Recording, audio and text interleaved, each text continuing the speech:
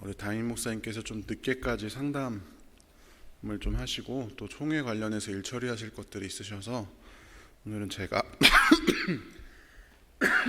죄송합니다. 제가 말씀을 전하겠습니다. 오늘부터 제가 새벽기도 인도할 때 십계명에 대해서 함께 이야기를 나누려고 합니다. 제가 4월 달에 수요 성경 강의 때 십계명에 대해서 대략적으로 이제 말씀을 드렸는데 그때 이제 새벽기도회 때 언제 하겠다 이렇게 말씀을 드렸습니다. 그래서 오늘은 첫 번째 시간으로 지금 우리에게 주어진 십계명이라는 제목으로 먼저 십계명의 서론에 대해서 함께 이야기를 해보려고 합니다. 오늘 함께 나눌 말씀은 구약성경 출애굽기 19장 5절에서 6절까지의 말씀입니다. 출애굽기 19장 5절과 6절 말씀을 함께 한 목소리로 봉독하겠습니다. 이것은 하나님의 말씀입니다. 세계가 다 내게 속하였나니 너희가 내 말을 잘 듣고 내 언약을 지키면 너희는 모든 민족 중에서 내 소유가 되겠고 너희가 내게 대하여 제사장 나라가 되며 거룩한 백성이 되리라.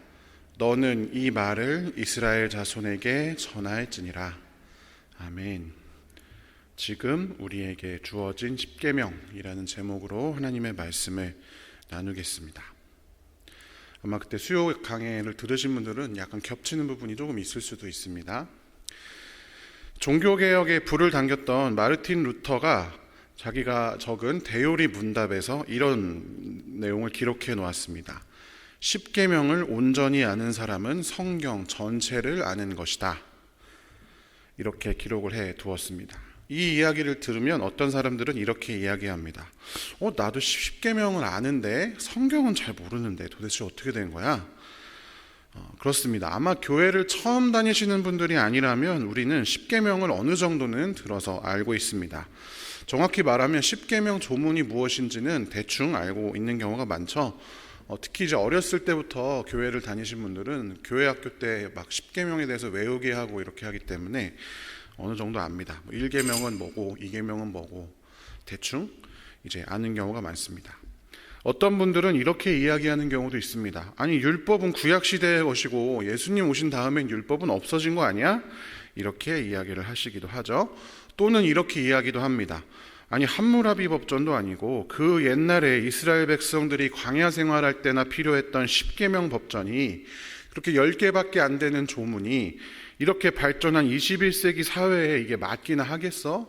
그건 그때의 이야기일 뿐이야. 이렇게 말하는 경우도 많이 있습니다. 여러분, 십계명을 안다라고 한 것은 무엇일까요? 십계명 안에 있는 하나님의 뜻이 도대체 무엇이길래 루터는 십계명을 온전히 알면 성경 전체를 안다 이렇게 이야기를 한 것일까요? 지금으로부터 거의 3300년 전에 모세와 이스라엘 백성에게 주어진 이 율법이 21세기 첨단의 시대를 살아가는 우리들에게 어떤 의미가 있는 것일까요? 오늘 함께 살펴보고자 합니다. 십계명은 어떻게 받아들여야 할까? 미국에 있는 엘라베마라고 하는 주에서 어떤 판사가 자신의 법정에 십계명을 붙이려다가 반대에 부딪혀서 좌절했다 이런 기사가 나온 적이 있다고 합니다. 이 판사는 자신의 판결이 그리고 자기가 집행하는 법이 십계명의 기초에 있음을 표현하기 위해서 이런 시도를 했다 이렇게 알려져 있습니다. 그렇다면 여러분이 십계명이 일반 법정이라든지 아니면 현재 믿지 않는 사람들 모든 인류에게 사회 통치의 룰로서 이거 10개의 법조문만 있으면 사회 다 돌아가지 않겠나? 그런 보편타당한 도덕일까요? 그렇지 않습니다. 십계명을 살펴보면 하나님과의 관계가 전제로 주어져 있습니다. 십계명은 하나님을 참 신으로 고백하는 자, 즉 하나님을 예배하는 자들이 지키는 율법입니다. 그들이어야 이해할 수 있는 법이기도 합니다. 십계명의 조문을 믿지 않는 사람들에게 들이대면서 너 왜 십계명 안 지켜? 이렇게 이야기할 수 없다라는 것이죠. 십계명은 우리 그리스도인들이 왕 되신 하나님을 참 진정으로 예배하는 법을 배우는 방식입니다. 다원주의 사회에 있는 모든 사람들에게 적용 가능한 그리고 강요가 가능한 사회를 운용할 수 있는 방식은 아닙니다. 왜냐하면 10개의 조문으로는 사실 부족하겠죠. 여러 가지 억울한 일들이 많으니까 오늘날 법이 그렇게 자세하게 있지 않겠습니까? 즉, 이 10계명은 믿는 사람들이 자신의 삶에 적용해야 하는 것이지, 이 10계명을 완전히 확장시켜서 전 세계에 다 적용하는 것은 어렵다라는 것입니다. 그렇다면 10계명을 우리는 어떻게 받아들여야 할까요? 우리는 이 10계명의 조문 하나하나를 자세히 살펴보는 데 앞서서 10계명이 어떻게 주어졌는지에 대해서 먼저 살펴볼 필요가 있습니다. 당시에 이스라엘은 애굽에서 종노릇하고 있었죠. 그리고 살인자 모세가 미디안 광야에 숨어서 근근히 살고 있는 그 시기였습니다. 그때 돌연 모세 앞에 있는 떨기나무에 불이 붙으면서 하나님께서 모세를 부르시는 소리가 들려왔습니다. 하나님께서 친히 모세, 이스라엘 백성의 인생에, 그리고 온 인류 구원의 역사에 일하시는 순간입니다. 그때 하나님께서 모세에게 이렇게 명령하십니다. 함께 출애굽기 3장 10절 새 번역으로 읽어보겠습니다. 이제 나는 너를 바로에게 보내어 나의 백성 이스라엘 자손을 이집트에서 이끌어내게 하겠다. 아멘. 바로가 파라오를 이야기하는 것이죠. 그러니까 파라오에게 가서 이 땅에서 가장 권력이 센 신의 아들이라고 불리우는 그 파라오에게 가서 히브리인들을 풀어주라고 말해라. 이렇게 하나님께서 명령을 모세에게 하셨습니다. 하나님께서는 왜 그런 명령을 하셨을까요? 이스라엘 백성이 불쌍해서, 아니면 하나님께서 노예제도를 싫어하시기 때문에, 아니면 이집트가 악한 나라여서? 그렇지 않습니다. 그것은 하나님의 계획과 언약 가운데 있는 것이었습니다. 출애굽기 3장 18절에 보면 하나님께서 모세에게 바로에게 일러라 라면서 이런 이야기를 알려주시는데, 우리가 하나님께 제사를 드려야 하니 우리를 풀어주십시오, 이렇게 요구하라고 하나님께서 알려주십니다. 이것은 단순히 명분이 아니라 하나님의 진짜 목적이기도 했습니다. 하나님께서 이스라엘 백성을 오랜 노예로부터 해방시켜서 아브라함에게 약속했던 그대로 하나님의 백성으로 만들어서 하나님께 예배하는 백성, 하나님께 제사 드리는 백성으로 만들게 하기 위해서 이스라엘 백성들을 구원하도록 모세를 보내셨다라는 것입니다.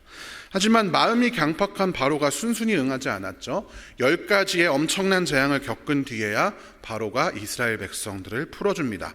그리고 이스라엘 백성들은 홍해를 건너 광야로 나아갑니다.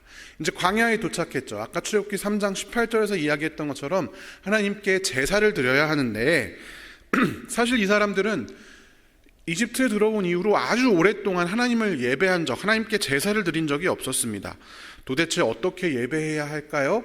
고민하는 중에 하나님께서 모세를 시내산 정상으로 부르십니다. 그리고 하나님께서는 모세에게 내가 어떤 분인지, 당신이 어떤 분인지 계시하시면서 이렇게 말씀을 하십니다. 조금 긴데요. 제가 한번 읽어보겠습니다. 너는 야곱 가문에게 이렇게 말하여라. 이스라엘 자손에게 이렇게 일러주어라. 너희는 내가 이집트 사람에게 한 일을 보았고 또 어미 독수리가 그 날개로 새끼를 업어 나르듯이 내가 너희를 인도하여 나에게로 데려온 것도 보았다. 이제 너희가 정말로 나의 말을 듣고 내가 세워준 언약을 지키면 너희는 모든 민족 가운데서 나의 보물이 될 것이다.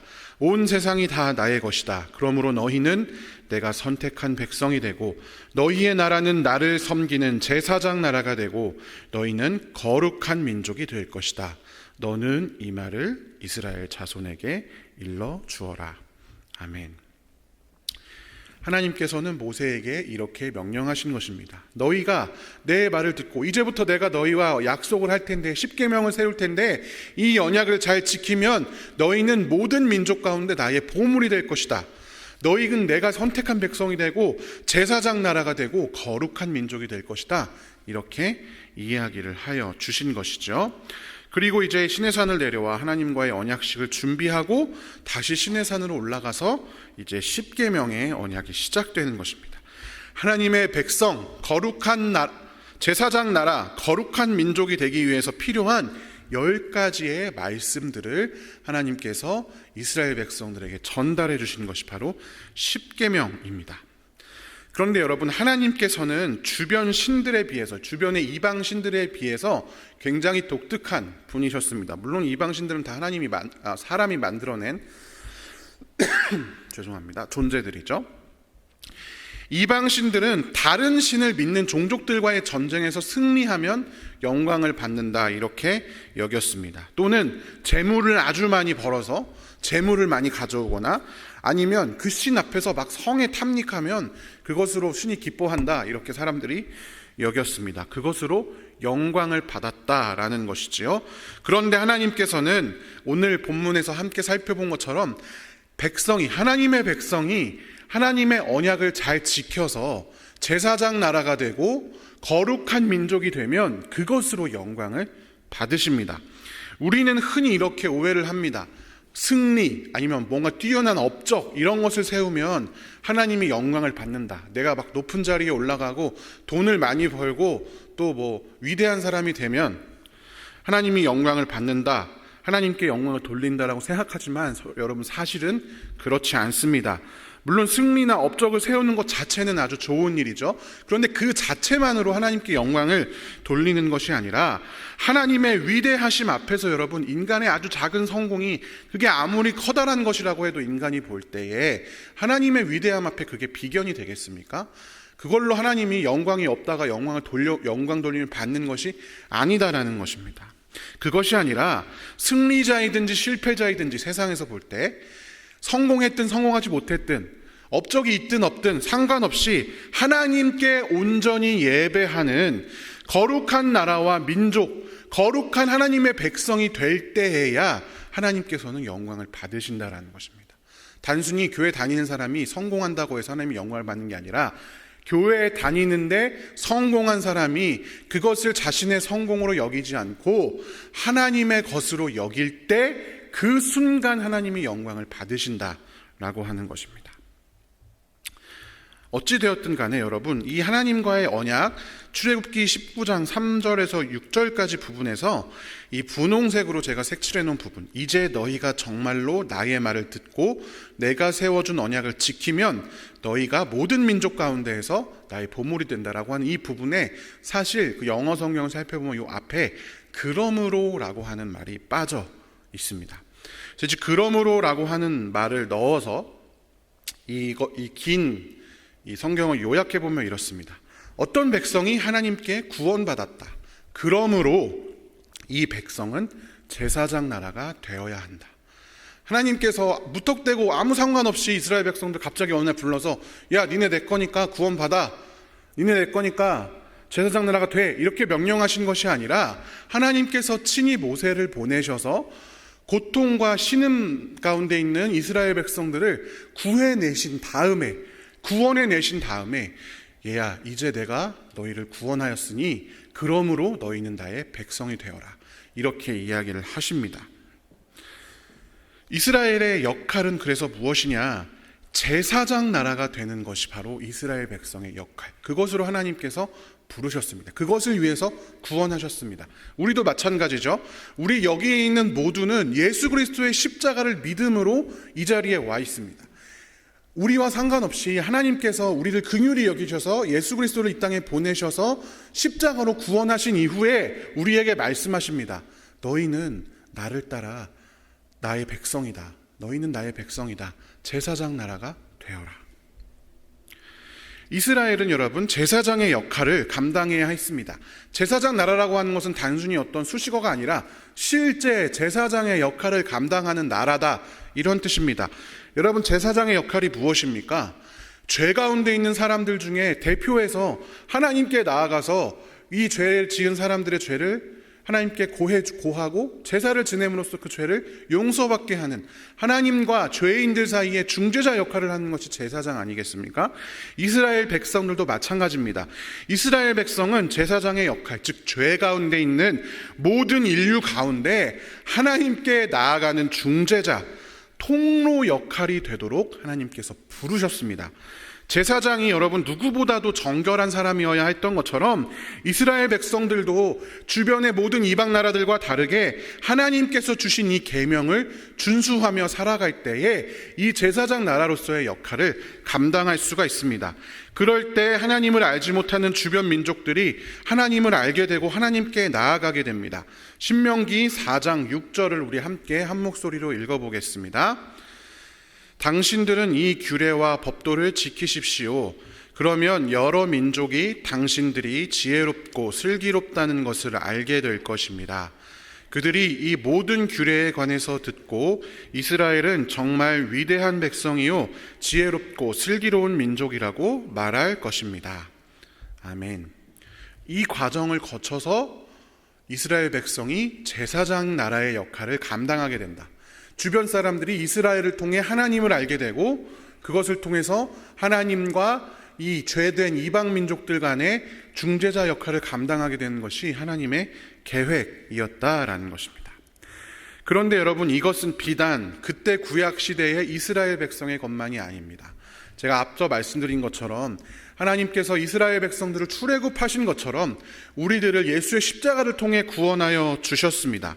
어떤 사람들은 이렇게 이야기합니다. 율법이 구약 시대의 것이고 신약 시대인 지금은 율법 사라진 것 아니냐. 그런데 예수님께서 직접 이렇게 말씀하셨습니다. 나는 율법을 폐하러 온 것이 아니라 완성하러 왔다. 천지가 없어지기 전에는 율법은 1.1획도 없어지지 않는다.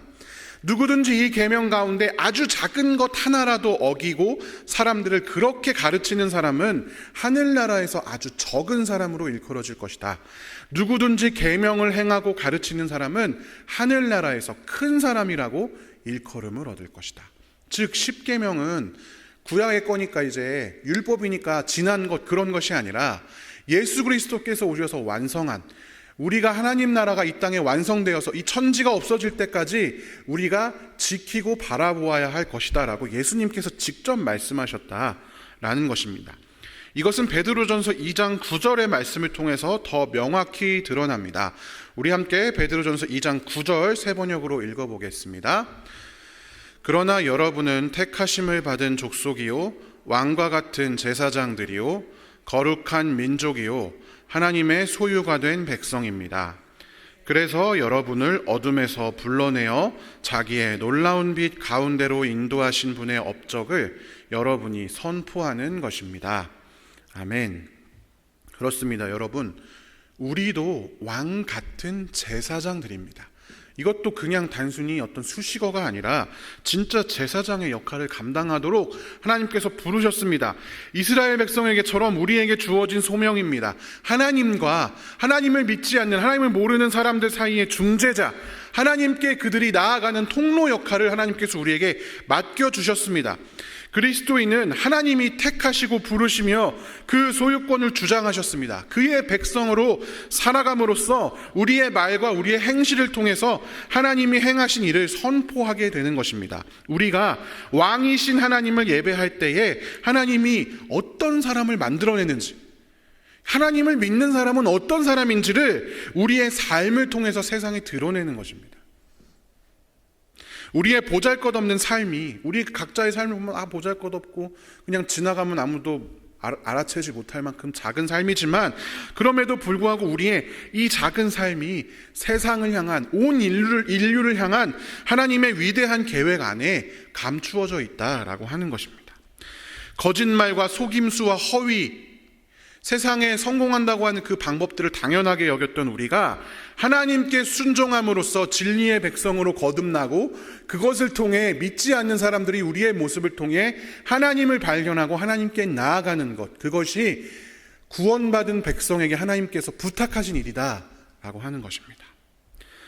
따라서 십계명은 인류 전체에게 주어진 지침이 아니라 자기가 누구이고 자기가 누구의 소유인지 확실히 알고 믿는 사람들이 세상의 계명과 잠언, 세상에서 성공하고 잘 살고 승리하고 업적을 취하려면 이렇게 해야만 한다라고 생각되어지는 그러한 삶의 방식과는 다르게 그에 대항하여서 하나님의 방식대로 살게 만드는 그것이 바로 십계명입니다.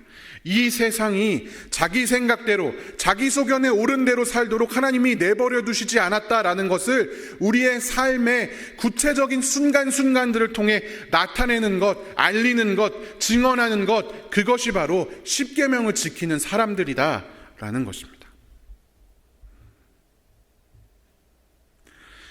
계명과 율법이라는 단어가 성경에는 여러분 말씀이라는 단어와 똑같이 쓰여집니다.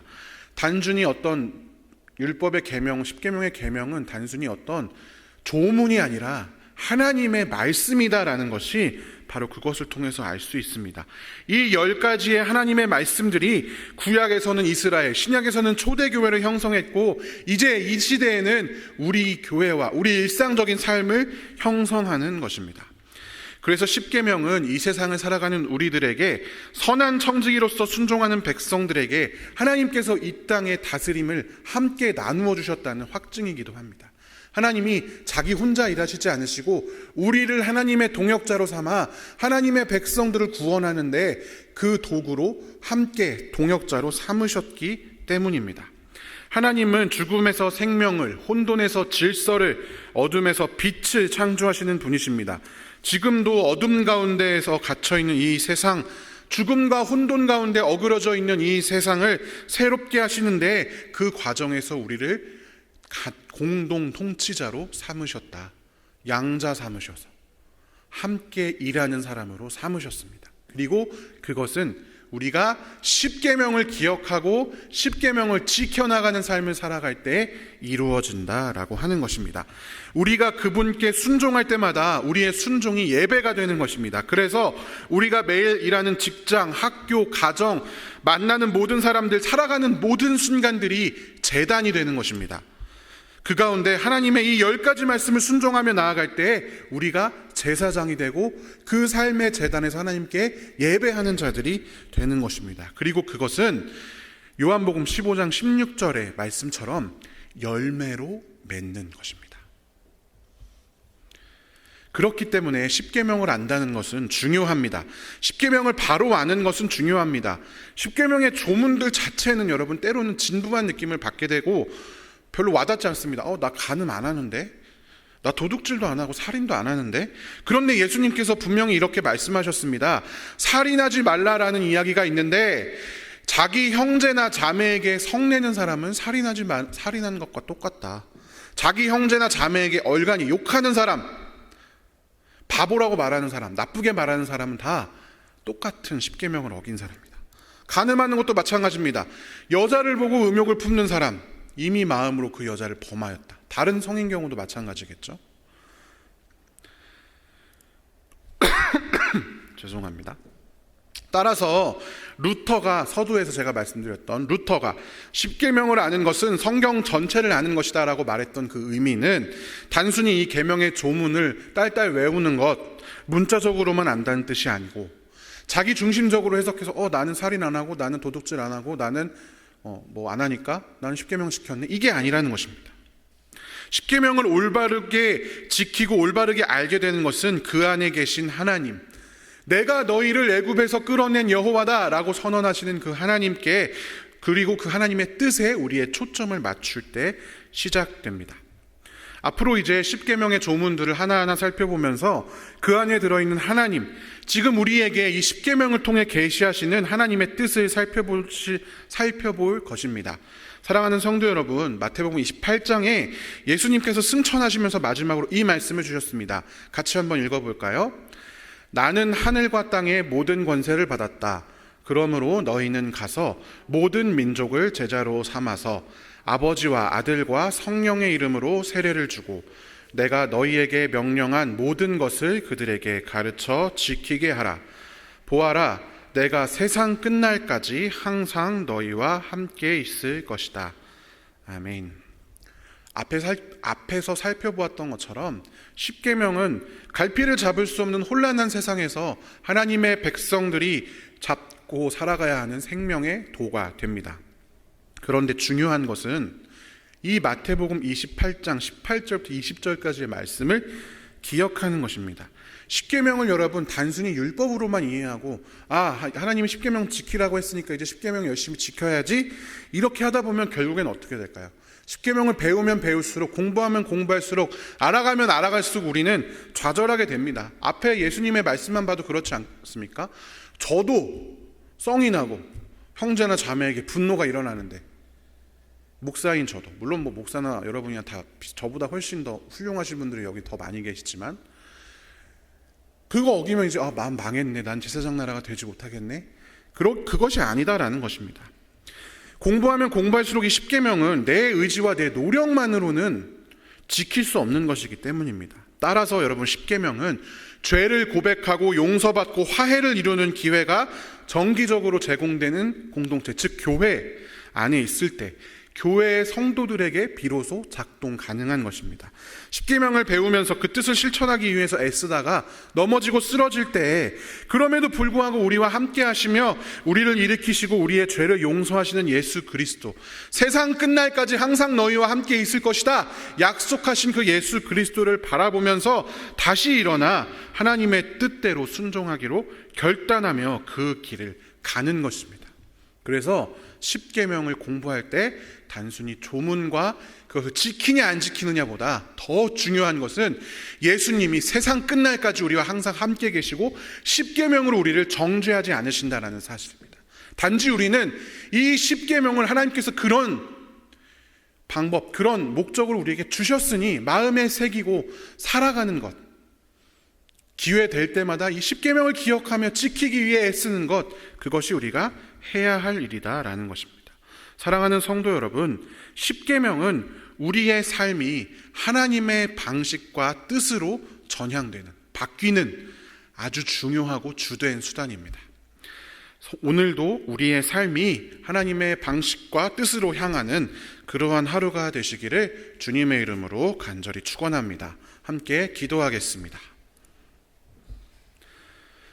사랑의 하나님 아버지, 감사합니다. 오늘도 우리에게 귀한 하루를 허락하여 주셔서 하나님께 예배할 수 있는 모든 순간들을 허락하여 주시니 감사합니다. 예배의 삶이 무엇입니까? 하나님, 이 십계명을 기억하며 세상 사람들에게 하나님과 세상 사람들의 통로가 되어주는, 중재자가 되어주는 삶이 바로 예배의 삶임을 우리가 오늘 이 시간 함께 기억합니다. 세상 사람들을 판단하고 판결하는 사람 되지 않게 하시고 그들을 섬기고 그들과 함께하며 그들에게 하나님을 전할 수 있는, 특별히 십계명의 삶을 통해서 그 헷세드의 인생을 통해서 하나님의 사랑을 전할 수 있는 우리가 될 수 있도록 주님 오늘도 우리와 함께하여 주시옵소서. 그런데 하나님 뜻대로 살고자 하면 어렵고 힘들 때가 많이 있습니다. 또는 우리의 연약함과 죄의 유혹 때문에 쓰러지고 넘어질 때 많이 있습니다. 그때마다 세상 끝날 때까지 너희와 항상 함께하리라 약속하신 예수 그리스도의 그 약속을 기억하며 눈을 들어 예수님을 보게 하시고 새 힘을 얻어 무릎 꿇고 넘어져 있지 않고 낙심하지 않고 살아갈 수 있는 우리가 될 수 있도록 주님 인도하여 주시옵소서. 오늘도 육신의 아픔과 고통 때문에 또는 마음의 어려움 때문에 관계의 깨어짐 때문에 고통받는 많은 사람들 주님께서 기억하여 주시고 그들과 그들의 가족에게 오늘 하루 새 힘을 허락하여 주시옵소서. 감사드리며 살아계신 예수님의 이름으로 기도합니다. 아멘.